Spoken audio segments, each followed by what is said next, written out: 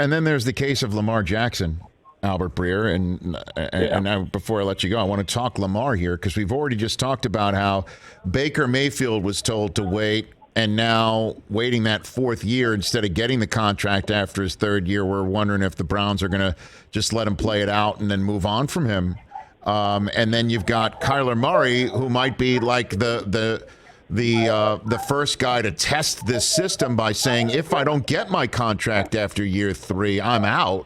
And in the middle of all of it is Lamar Jackson, who's unsigned because he's representing himself and really doesn't feel the need to get around to it. Is that what I'm hearing? Yeah, and I think that that's unique for that reason because he's representing himself. And I don't know if you've ever personally talked to a contract negotiator on the other side of the table without having an agent do it for you, Rich, but I have, and I know how that can feel sometimes. You know what I mean? So that's the tough thing about this one is it's delicate because, well, where do you come in?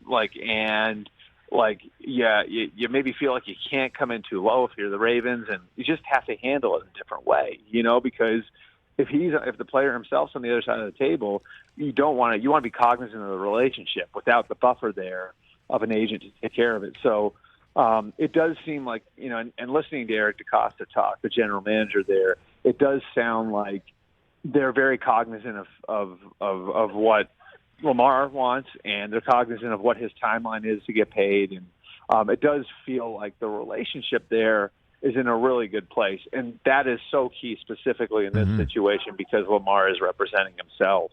And so I would expect that something will get done before the season, but until it's done, it's not done, so right. We'll see where it goes. And usually those negotiations, there are bumps along the way, and it'll be interesting to see, how that goes with a star quarterback when he doesn't have an agent sort of providing that buffer for him. Yeah, I mean, DeCosta was talking just a few weeks ago, Albert, and I played that soundbite on the show too, that, it sounded like him saying, whenever he's ready, we're here. We're ready to talk. Yeah. But we're going on his timetable. That's what it sounded like to me. And normally, so you got one guy in Murray who's time's ticking, folks. Year 3's over, and despite the way that things have finished out all 3 years, I'm clearly generationally talented. Where's my money? It sounds like the other guy's yeah, we'll get to it. I mean, am I wrong, or is that? No, you aren't, and it's sort of interesting because if you've been around Lamar, it's not surprising that he'd be the guy to do that, right? He's just got a different way about him. And, I'm sure he wants to get paid like everybody wants to get paid. But I don't know that it's as front of mind a thing for him as it is for some other people, And so, I think that there's just I think for somebody like Lamar, that again, the relationship with the team is so important. And the fact that he's got this approach where, he really it's almost like a school pride thing with him. The Ravens program has become his program, And I think the Eric DeCosta, John Harbaugh, they're all cognizant of what he's meant to them and how just linked they've become to him because of the way that they sort of turned upside down what they do offensively and made it work for him, and they've developed him and all that different stuff. And so I think the relationship carries them through.